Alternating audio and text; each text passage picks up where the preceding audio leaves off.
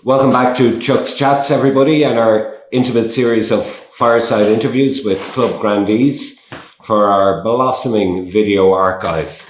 Today we're going to hear Paul Hatton's story. It's great to interview somebody who's actually younger than me, but Paul will be, giving us his perspective, his stories, a long and varied playing career for Bective and now running the Minis with Richie Maybury and doing an outstanding job. So, Paul, you're very welcome. Thanks for giving us your time. You joined Bective in 93. Yeah, 92, 93. I was 17, I think, at the time. Okay. And I got invited down to join the under-18s, who at the time won both the league and the cup that year. Mm-hmm. Joe Nolan and Danny Parkinson were involved. Same names keep coming up. Yeah, they were the managers. Great crack, actually. My first experience to getting a pint bought for me at the bar or the bottle of Cadet lemonade, if I remember. But because I was school tied to CBC Monkstown, I couldn't play in any of the cup games or league games. I played in a few friendlies. Okay. So it was kind of my first introduction to the club. And I remember you, tall, skinny young fella. You fine head of hair then. Time hasn't been good to you. I'm liking the word skinny. to neither of us. So was it simply because Joe and Parky asked you? Was there a family link? I mean, there is a Monkstown link with... So it wasn't Joe and Danny. It was their laps I landed in or on. It was actually through CBC Monkstown. It was through the SET. So I was a member of the SET for 2 years when I was in 5th and 6th year. Frankie Smith was heavily involved as a CBC man, and his family home was actually only up the road from the school. And names that have been previously mentioned with Louis, Noel McQuilkin, Kurt McQuilkin. So Noel and Kurt were both involved in coaching, assisting in coaching in CBC. And at the end of, I think, it must have been the end of my first year, give or take, I was kind of mentioned to come down and have a look.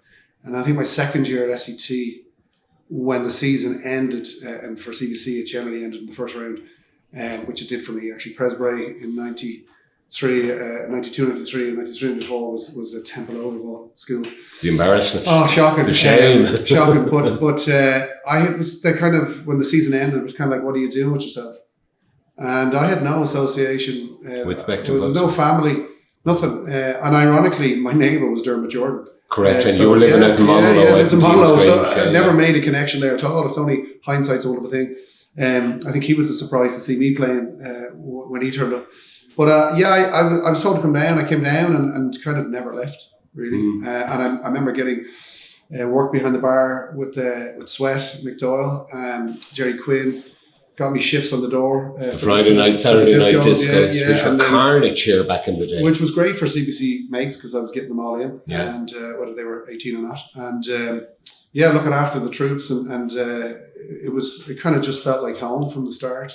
And of course, you were as mad as a bag of frogs when you were a young lad. Yes. Well, I thought I was mad as a bag of frogs until I met some of the characters here, and I realised maybe I wasn't as mad as I thought I was.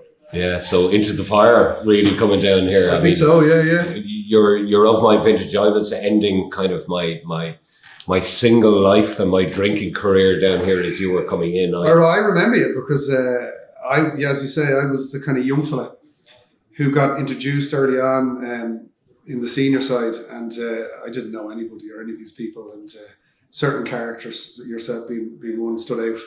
In terms of who are these people and what's the story with them, I wouldn't have known much at all. Okay, so you came in here at 18 or 19, but you did marketing in DIT. Yeah, so I went to marketing with an O actually in DIT Mentor Square. So I went there in 90. So I finished CBC in 94, the year of 94, and obviously that would have been May, June. Leaving cert results in August and started in DIT 94 September. I went into the certificate. For 2 years, 1 year diploma and 2 year degree. So I did a 4 year degree in 5 years. Okay. And is there any truth to the rumour that you were nicknamed Chuck in DIT, or have I got that? I mean, there's only room for one of us in this place, buddy. I haven't heard that. You haven't heard that? I'm thinking it could be a rumour, yeah. And I also, because I do a little bit of homework, because I'm a bit of a nerd, did you score 6 tries in a Gleeson Cup final, an Irish Colleges Cup final? Yeah, I did. And the funny story behind that is our coach at the time, it's a real sign of age, but it was either Noel finishing or Harry Williams coming in. And I remember Noel would have been finishing and Harry came in. So back in the good old days, all the team sheets. So in Bective, when they announced the team, generally after Tuesday and a Wednesday, it would be in the papers on Thursday. Irish Times, leading papers, Irish Times, Irish Independent, and they also followed all of the college games. So we were told, I was certainly told, you're not allowed to play your college games. When I became a member of the senior team, I was told you're not going to play college games, you've got league games in the weekend. So I said, absolutely, I'll never do that. And played under a pseudonym? And of course, I went out and played, and it was in Terranure, Lakelands Park. We played against Bolton Street, if I remember correctly. Would you believe we lost the game? 44-42. That's a basketball score. Because we couldn't get anyone to. So what was interesting was, it was an inter-DOT. And we had a pack that they couldn't get near, and they had a backline that we couldn't get near. So every time the forwards got the ball, we kept scoring. So I will be honest and say there was 6 tries. One of my mates actually at the time was captain ex-Blackrock, a senior cup captain, and his claim to fame was that he was the only senior cup captain in Blackrock that got knocked out in the first round. But he turned around to me at the bottom of a score and said, "Oh my God, you've got a hat-trick." And I said, "Actually, second. That's my second hat-trick." So there was a couple of them close to the line from scrums. They couldn't hold us, and we just drove them over. One or two breakouts. But what happened was, Thursday night, I arrived up to training in Glenamuck, and I was called over to the corner, and I was said, I read the newspapers, and it would appear that a P. Hatton. So I obviously had to kind of own up to it, because I was also quite proud of the fact that I scored 6 tries, which is not usual. I don't think I scored 6 tries in my life. Yeah, I think as much as they're going to have to take the bait and I'm going to get here, but I wasn't injured. So had I been injured, I probably would have been in real trouble. Yeah. But I was unscathed, so all went well. Yeah, I was given a telling off anyway. And you were captain for the Irish colleges? 97? Yeah, I think 97 was when I joined the Irish colleges, and I think about 3 years I spent. My final game at the Irish colleges was a 1999 tour of South Africa. I just finished my degree. I submitted my thesis, and we jumped on a plane. I think it was June, and we departed out of Dublin. We stayed actually in the Montrose, the old Montrose Hotel. The management of the Irish colleges at the time regret that decision, because pretty much everyone ran into the city centre and couldn't be found. And we hadn't even started the tour. So that was kind of a sign of what was to come. But yeah, there was some huge names that went on that tour. Such as? That would have played Paul Hatton. I heard of him.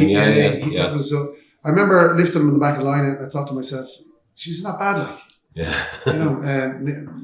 Wouldn't have thought, the career. I believe he did quite well in the end. He did all right, He didn't do too bad. I think, I helped in that. Absolutely. There was lots of, the Irish college at the time was full of guys from sort of your RTCs and your techs and your ITs. And we would have been kind of what you call a throw together team on paper. But you'd had the chip on your shoulder against the universities, boys. They bet the universities. I think we bet them 58-8. We bet the Irish under 21, 60 points to 7. And they were, Ron Lagar, Peter Smith, the Horgans. There was names. I love the way you're picking out all the Munster men. Yeah, that's because they made up a lot of the under 21s. But yeah, they were really big results for us. And a lot of those guys in the colleges did go on and played a lot of them Division 1. A lot of them broke into provincial. Peter Bracken played Ireland A. Yes. Played Wasps, Connachts, so on. Other Byrne Jackman obviously played. He was on that tour in South Africa, director of rugby here now. He had a great career also. Heineken Cup winner 2009. I must have missed those texts or emails. Had a great time, by the way. Okay, but you didn't do too bad yourself. Leinster 19s, Leinster 20s, Leinster 21s. Yeah, yes? it was an unusual setup around then. I got into Irish development trials as well through Phil Lawler, and Steve Abu was involved at the time. It was always going to be hard to break through. You're up against guys from big name schools with a good pedigree and playing on winning teams. I came from CBC Monkstown, which didn't win much. And that bias, let's be honest, was alive and kicking. It was, and the interesting thing is, Prez Cork. What I loved about, I suppose it's leading into a Bective story. What I loved about Bective was when we came in on the under-19s here, we beat Blackrock in Blackrock. They had a first team New Zealand out half, Hamish, can't think of the second name. They had all the Rock boys playing, and we had lads who weren't even in rugby playing schools playing. Dave McGee played that day, Shane Mallon played that day, other guys from CBC, and we bet Blackrock on their home territory. There's a great satisfaction, I would say, from stuff like that. So definitely. In your Bective career, I mean, you were captain. I'm looking at my notes here. Captain 3 times. 01, 04, 05. Yeah. So you're a leader of men, Paul. You don't get that just 3 times. Yeah, I remember, as I said, when I broke into the first team, it was 1995. I was passing.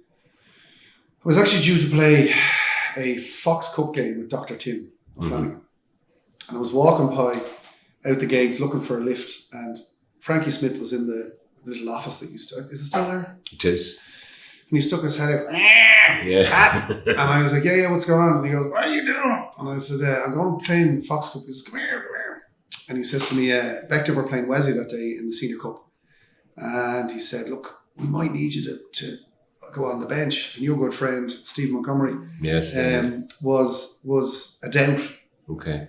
So they said, would you bench? And I said, well, of course. No idea of any calls, of any positions, of half the team. And before you know it, Monty never showed. Yeah. So and Frankie probably knew that in the first place. And I was given the number 7 jersey. And we won that game 5-3, classic match. It was a time in rugby in 1995 when the Irish Times covered that match, front page of the sports edition. And I still have a copy and framed picture of the game. The stand was full. The first half, I couldn't tell you what happened because I was just in another world. So can Diesel are overawed by the occasion? Everything. Phil Lawler was number 8 for Bective, the number 8 for Leinster at the time. Chris Pym and Rob Love was the 6 and 7. So the Leinster back row were playing. They probably had Bursey, they probably had Hurley in the front row. It's like, just for me, I was just blown over with the magnitude of the game. And Lawler I still remember Lawler chatting me through the game, directing me and helping me along. And then the second half, maybe others will tell you different, but I felt I came alive in the second half. Got a couple of steals and got involved in the game and started making a few hits. There was a story that went around though, because when I was a young fella at 13 years of age, I broke my leg messing with petrol. So kids, don't mess with petrol. And I wore shin pads. I had to wear shin pads because I got a skin graft off my upper right thigh onto my lower right leg. And as a result of having shin pads on and giving the socks, I had to tape up my sock to keep it up. And I only got white tape. So I put white tape around the red sock 3 times. So all the outfellas and the Alligadoos in the crowd thought, why is Hatton wearing Arsenal socks? Yeah. I thought he was wearing. So it's actually in the photograph on the newspapers, which I thought was interesting. The great shot was Trevor Brennan, Phil Lawler, Brian Cusack. Johnny Muldoon was 9 that day. Cusick, Jeff McCaffrey, Macker was prop that day.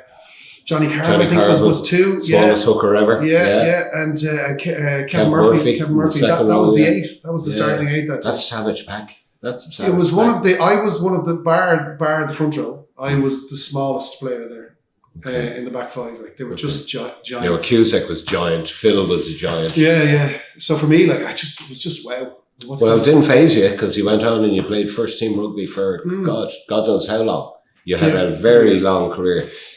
What did you win, Hats, in your career? I won a 1995 Metro Cup medal. Okay, well, many people that say winning a Metro is nearly harder than winning a Senior Cup, and it's nearly more valuable. I played in the Senior Cup final in Lansdowne Road, would you believe, against Kurt, playing for Lansdowne. We got beaten 40 points to 8. Yeah, I was at that. Very close fixture. Yeah. That was a final, so that was the only other final. We had Marty and Lionel as halfbacks, did we, in that time, did we? That Metro was Bucks here at that stage, Shane Buckley. Shane Buckley, I think, played 10 that day. Tony Gillan was playing. I think Vincenzo Cunningham played. Vince Cunningham, as they called him on the Lions tour in New Zealand. There was a lot of, just trying to go through the team sheets in my head, there's so many really good players, but just that day, it just didn't go right, and we just didn't have anything for them. But you won a Metro. I won a junior medal as well, down in Belleville. I turned out for one of the junior teams, and I played 1 or 2 games because of injury or whatever. We got stripped of the medal because it wasn't me. You were ineligible. Someone else, I can't remember who, or someone's name, or it was spelled wrong, or something ridiculous. I still have the medal. Was this a Joe Nolan or a Johnny B in London? Something like that. I played in one of those. They're never getting the medal back. I can tell you that. So I have 2. The only thing I ever won in rugby, I won in here. Well, I won a few sevens things in school, but I won a J4 Fox Cup medal, 91, Nardo's team. Yeah. And Johnny Bean put the team together with help from Joe, and what a stacked team. I mean, we had Cusack, right? Brian Cusack playing. We had Jerry Sexton playing. Oh, wow. We had a number of guys who had no right or reason to be playing on that team. Absolutely loaded. Beat. I think it was beat Wesley in the final. I missed the final. I broke my leg, but I have the photo. Can't find the medal, but I have the photo. Have it at home, framed. Private place.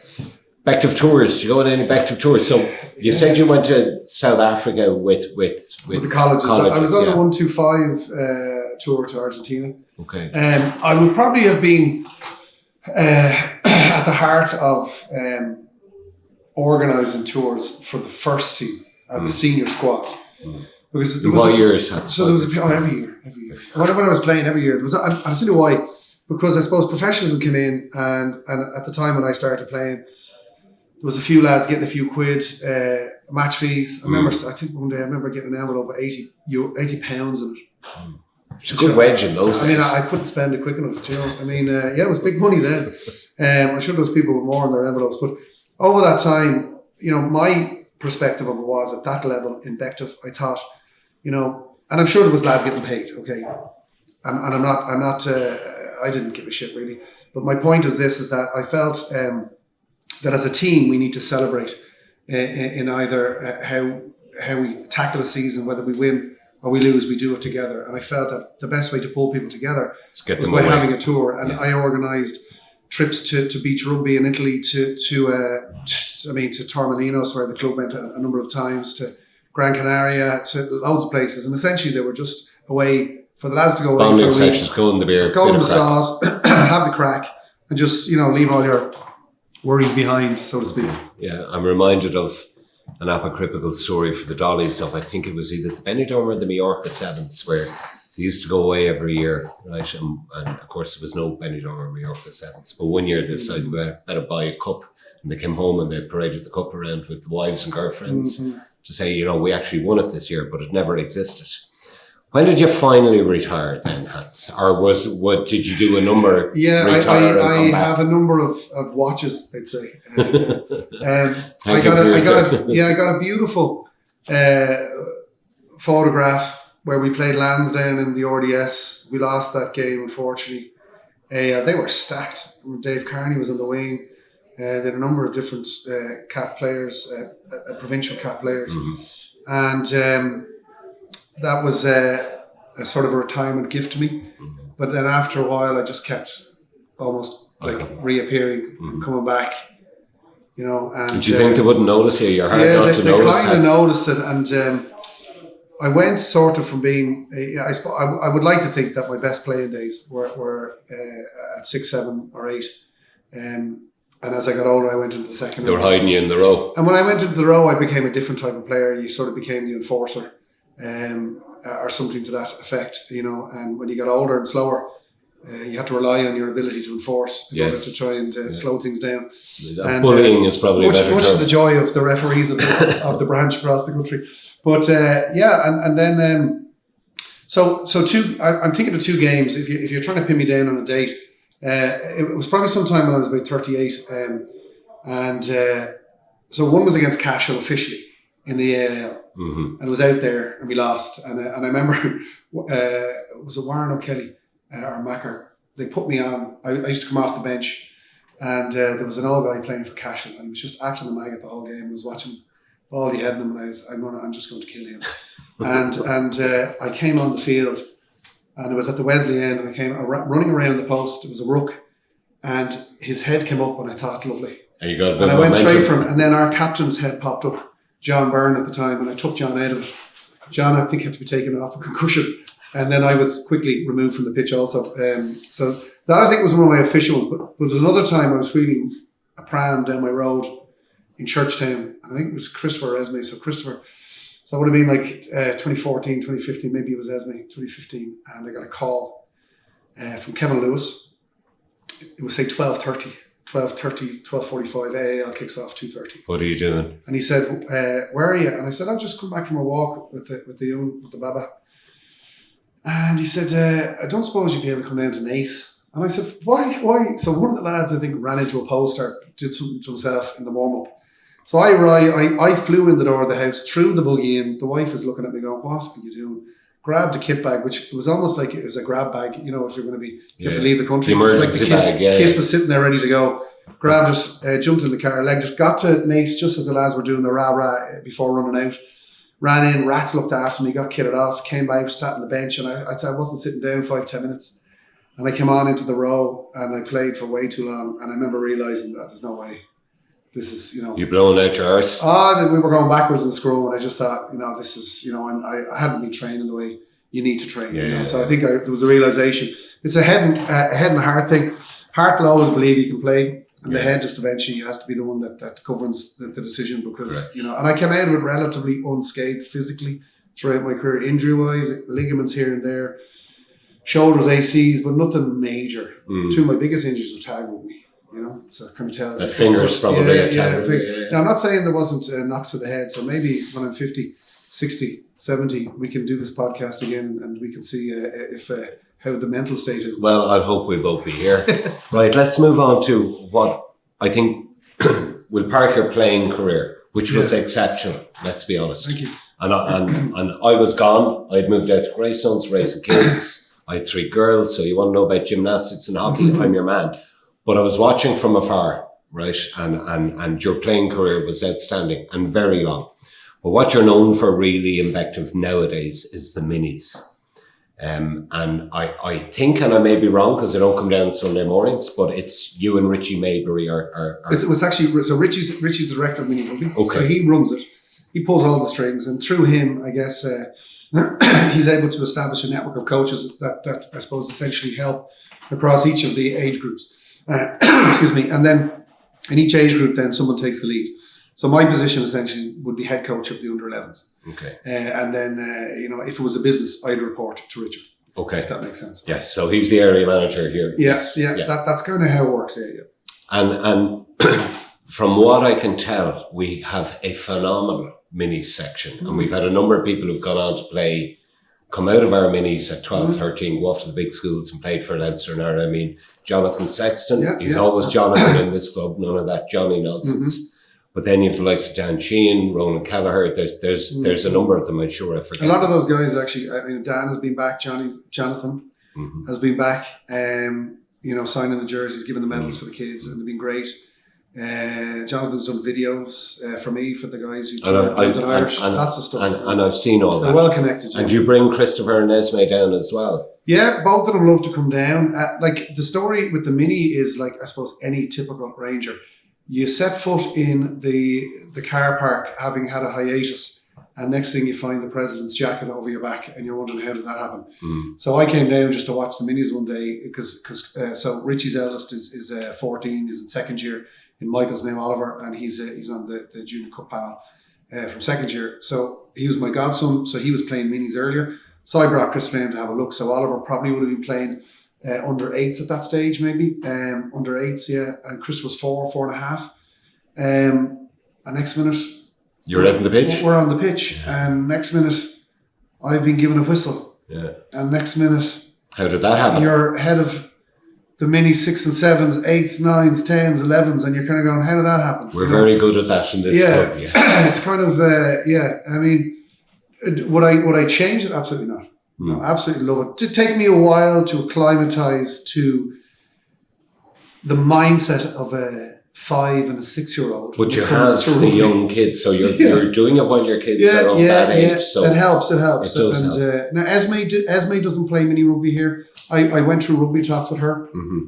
If she did play mini rugby here, I fear she'd do damage to some of the boys. Okay. I mean, she's very much got the bone structure of her dad. But she loves the soccer, but she loves coming down. Yes. Actually, she gets a great kick out of only recently beating Monkstown. Hanging out. Yeah, she's getting high fives. Jer Ward and Tom Dever are mentioned regularly for their high five. I was talking to her here 2 weeks ago. She loves that. And Christopher too, they all come down. You did have her in a Leinster jersey, the poor child. We were heading to the Leinster match, so she had to go. And your wife Liz, she must be an absolute saint. Or is she happy to get you out of the house? I'd say happy to get us out of the house. I mean, she probably didn't realise what she was marrying. An American lady. Yeah, from Michigan, and probably didn't realise the extent or the importance of. But like, we had our day 2 of our wedding here, pig in the spit outside. Ireland played England away. We watched on the big screen. There was a load of Alcadoos here who got fed. Unbeknownst to them, there was so much pig left, you know. So a lot of her family are very familiar with the club when they come over. She's been here to many a ball and a do and a night out and, you know, a club event. So she tolerates it, I'd say. She's okay. Tolerates is a good word. So do you have any... So you've had a very distinguished playing career. You're now running the minis or helping out in the minis, reporting into Richie. Have you any real coaching ambitions at a senior level or a serious level? Or is it time dependent, or are your children too young? You've got a lot of rugby intelligence hats. Yeah, there's a lot of considerations. One is the kids and family commitments and obviously work commitments and time, you know, and then I try to think about my own strengths and what I could offer.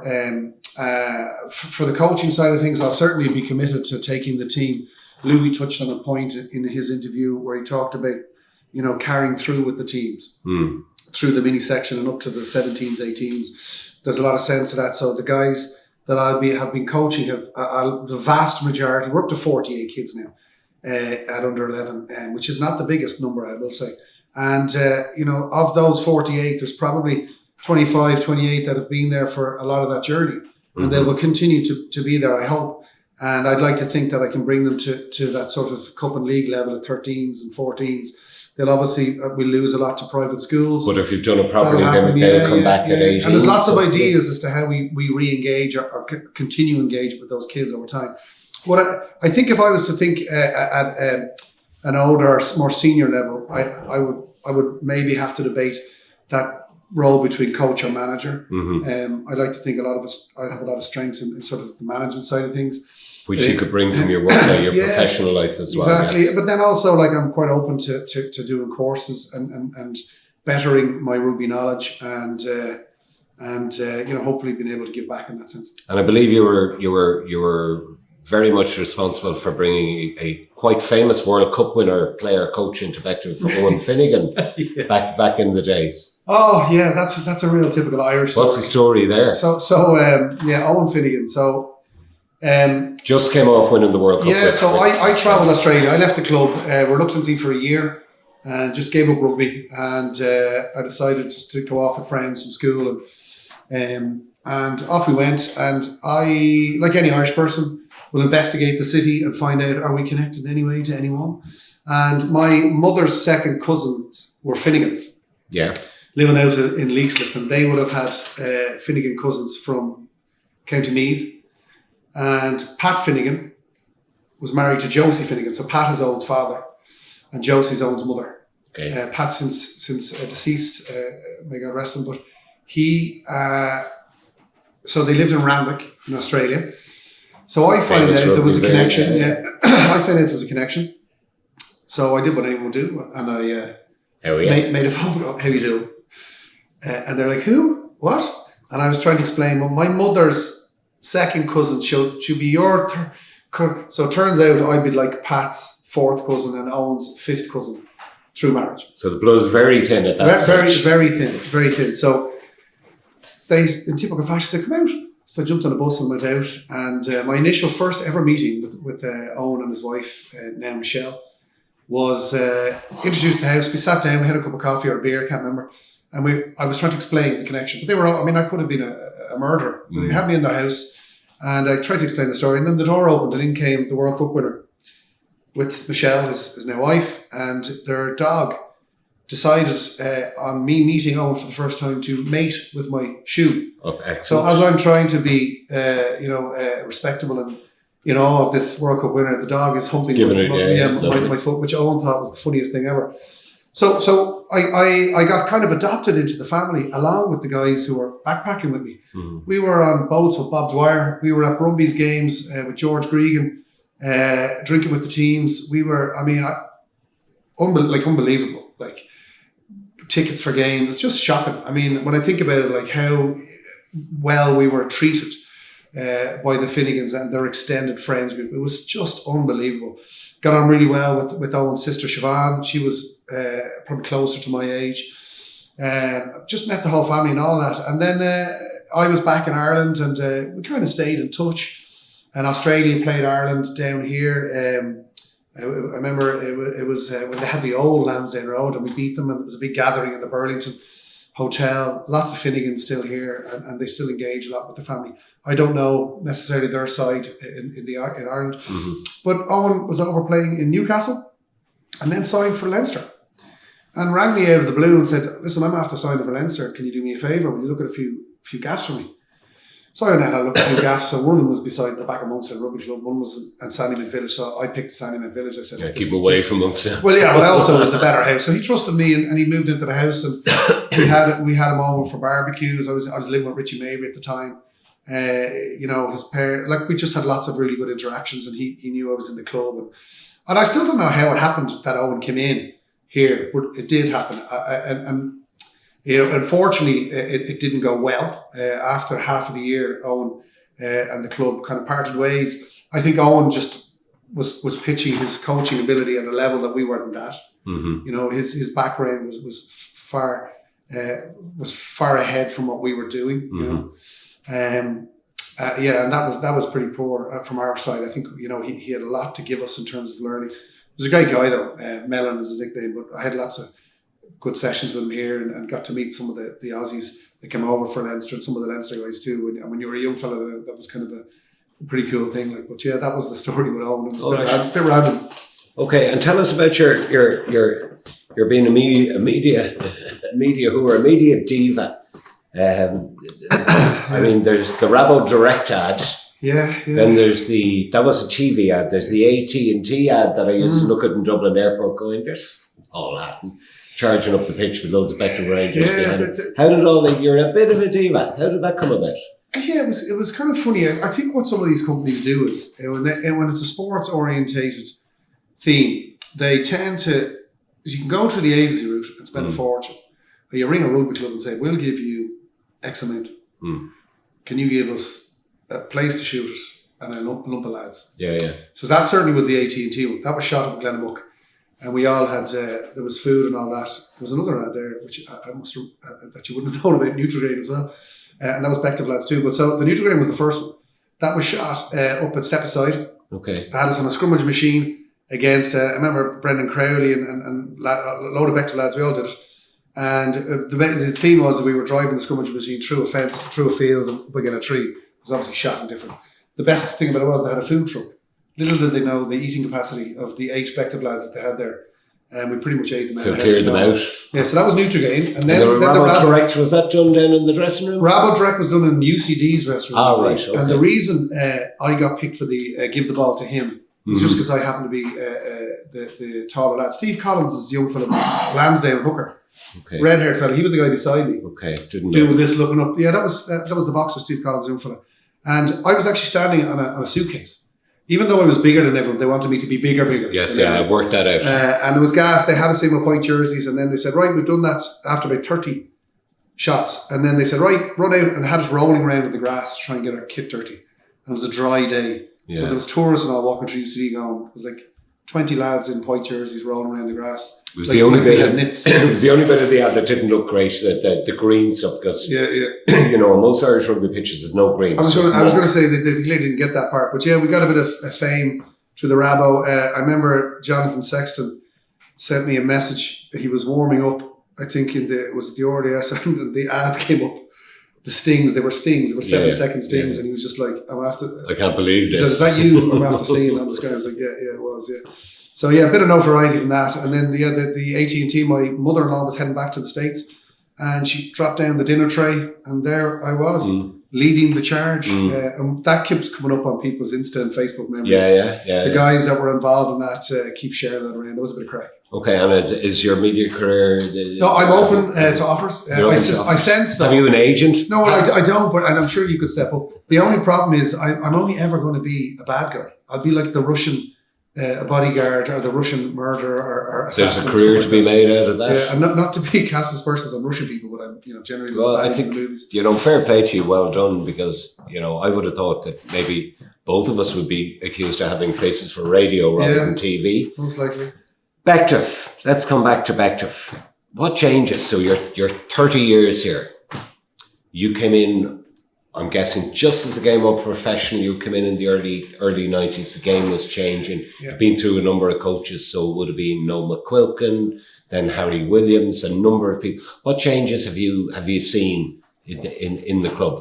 And not just in the playing, you know, and we've got a new clubhouse now that's been completely renovated. We've got 4G pitches. But what kind of changes have you seen or stand out for you over your 30-year career? Well, definitely it would have been the construction around the pitch outside. I remember playing Trinity when it was a building site around the field. The field was the only thing that stayed. That was the start. The clubhouse here, I'm so happy that it's in the condition it is today. It's just really inspiring to see it happen. Because, you know, if I had a magic wand, I would have done it years ago. Because this place is so special to people who visit it and to people who are here week in, week out members. And there's so many stories that come out of it. And it was starting to just become so outdated and tatty and old. And the floor wasn't built. It was gone beyond the sander and the varnish and the paint. Yeah. So when that work kicked off, it was really energising to see it happen and a great motivation.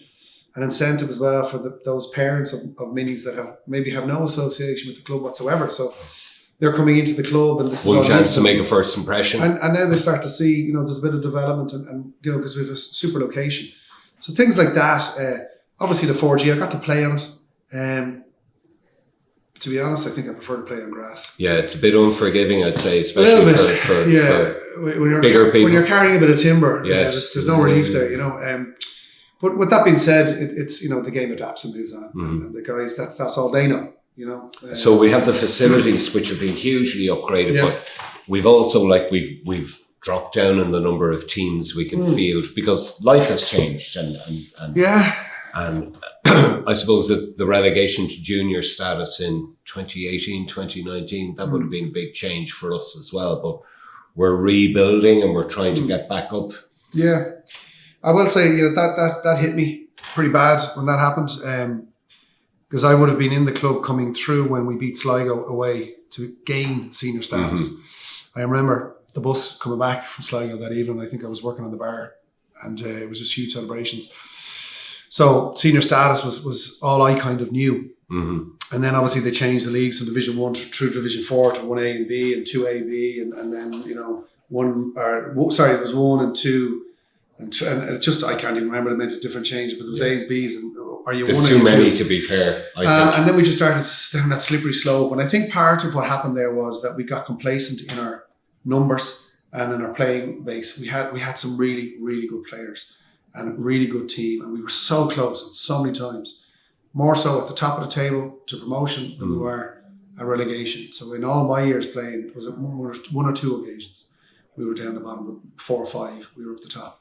And it was literally a point or a penalty or a drop goal that separated us from going into Division 1. And the point I was making about being a little bit complacent with our numbers, then when I retired eventually, second time, it felt like fourth or fifth even. It felt like, you know, where's the fulcrum of the team gone? And then, you know, big gaps started to appear in certain positions and also certain personalities. Because that's a big part. Of course it is. You don't have to be the best player. Correct, but you need to be a person. You need to be a leader. You need your enforcer. You need your person for the crack. You know, you need your unfit person, your fit person. You know, you need all these type of people. So, it wasn't great to see them go down that slippery slope and then become junior. But then it was encouraging to see us take that league seriously and contest. You know, I felt for the guys losing against Estonians. I felt for the guys losing against Clare Valley. You know, and you know, and you look at how well both those teams have done. Exactly. And it shows you. I think I refer back to Louis again. He made a point about Division 2C that I reckon most of the junior teams playing in Leinster Junior 1 would probably beat. Any of those, like Estonians went through 11 games untouched and 11 bonus points. And Clare Valley are 5 for 5 in 2C. Yeah. So it's you know, and they've made it difficult this season with 3 losses. To contest for the league this year.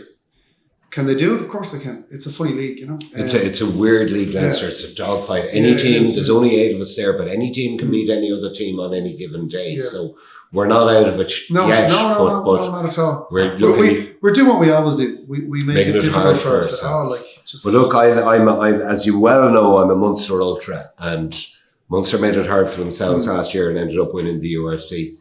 The poor old ladies haven't won anything in 5 seasons. But Shinsuke Alela, what's your vision for Bective for the future, Paul? Because you're going to be around a lot longer than me, and you know we're reinventing ourselves. We're putting a lot of structure in place. What's your vision for the next generation, so that when Christopher and Esme are in their 20s, hopefully here hanging around, what's your vision for us then? I've heard the word family being used.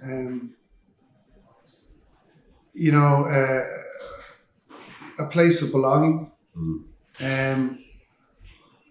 Over all the years when I was working behind the bar or hosting teams, away teams or whatever,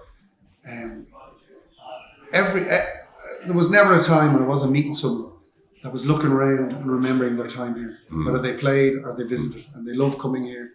There's a lot to be said for it. There's a grow for this club, even from people who are not members. Yeah, exactly. And I guess, for all the kids that I coach now and their families, and for my own, I'd like to think it's a place that they can call home, I guess, and that they can find friendships, lifelong friendships. It's a community here. I'd say that. It's so much more than rugby. I mean, as I said, I talk about the friendship pieces. I go every year. We play golf over Villamora. We're the baby dollies, and we play. There's lads coming in from England, from Scotland, guys that from Galway, from Cork. Every year we get together, and do you know what? Every year we tell the same shit stories, and get the same laugh and crack out of it, because it's just. It's special, those moments that you spend with these guys. You bleed with these guys, you sweat with these guys. And I say guys, I should really say it. It's bigger than that, because it is their wives now, their girlfriends then, and now it's their kids. And even back then, there was the moms and dads were down here. My mother and father would come to a lot of games. So I mean, there's so much more to it than rugby. So I guess in one word, I would say that sense of belonging.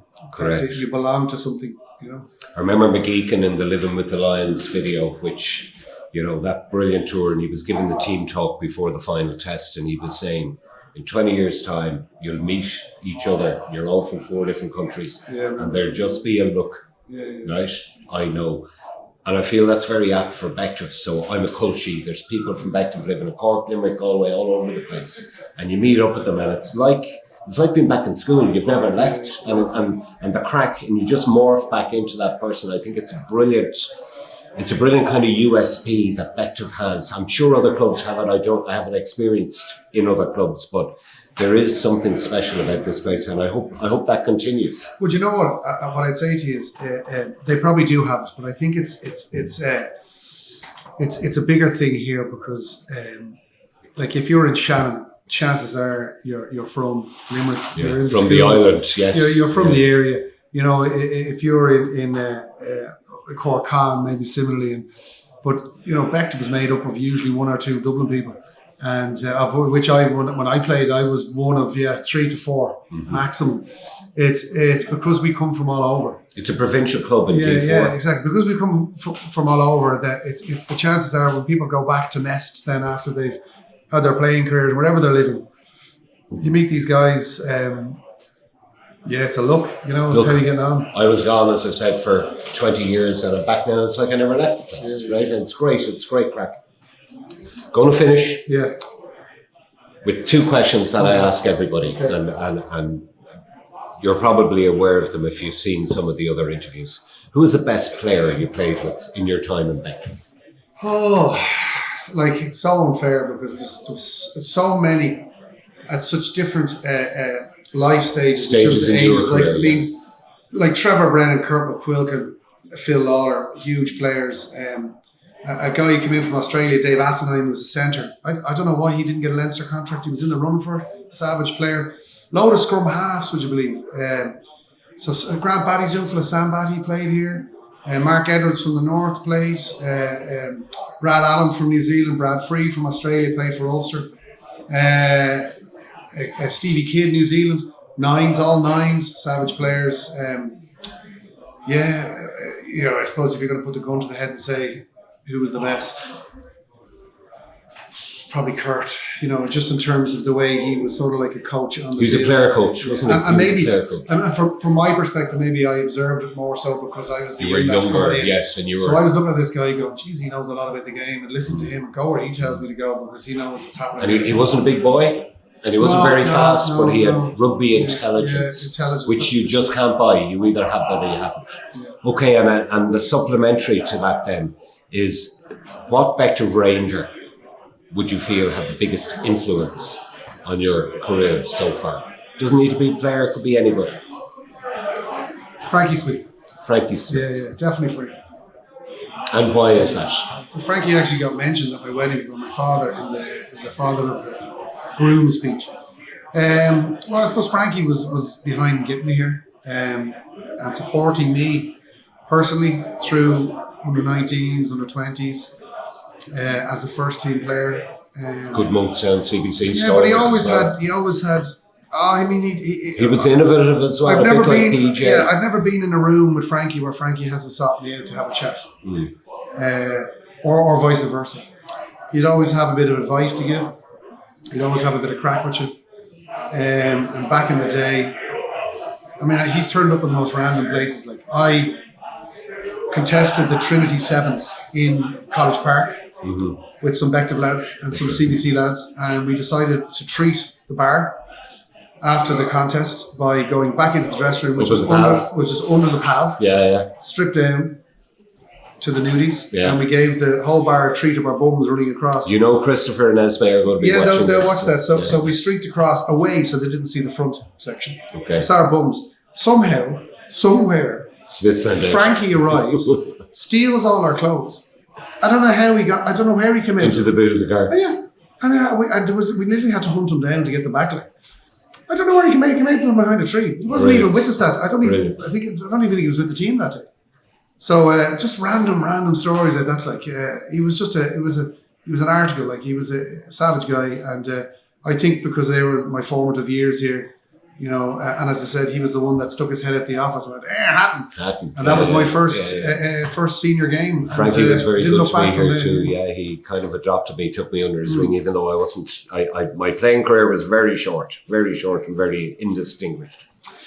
Thank you for your time. As they say in America, thank you for your service. Yeah. And I hope there's a lot more left in it. Yeah. Yeah. And thanks, Chuck, because obviously you're doing a lot of stuff here, and I can't make all the games, and I dial in. I'm actually not going to be around on Saturday for the Ashburn game, and I've already planned to make sure I've stopped in the car on my journey so I can watch the Ashburn game. Okay. And I do enjoy your comical commentary at the best of times. It's a team effort. Thank you. It's a team effort. The comms team is Rory O'Connor on cinematography, as we like to say. Young Louis Manahan producing and directing. I'm just the front guy talking rubbish. It's the people behind the scenes that tend to do most of the work. Absolutely. A bit like and you get all the glory. Of course, yeah. So you'll have to buy them. Can we commit on camera that you're going to look after them for a few drinks? Oh, absolutely. Listen, I've an ego the size of Dublin Bay. They've absolutely put me in the right role in this club. It's very dangerous to give me a microphone for 80 minutes. Yeah. Anyway, Paul, lovely talking to you. We'll talk soon. Thanks, Joe. Appreciate it. That's a wrap.